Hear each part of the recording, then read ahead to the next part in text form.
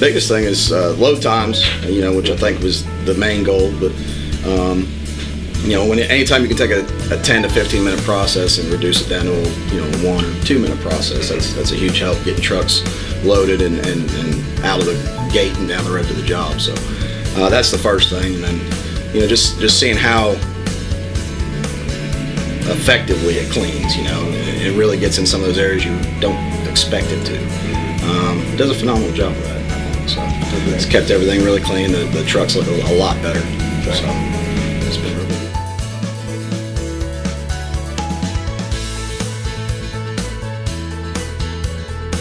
We've was kind of curious on how it was going to work, but after having it, it seems to work really well, especially with new drivers. The way the economy's kicked up and the way we got a lot of new turnover coming through the door. It helps our training them cleaning the trucks, because they're a lot more uniform clean, and it's cut down their load times dramatically. I think I could really see that on reports looking at our load times are much better than they used to be.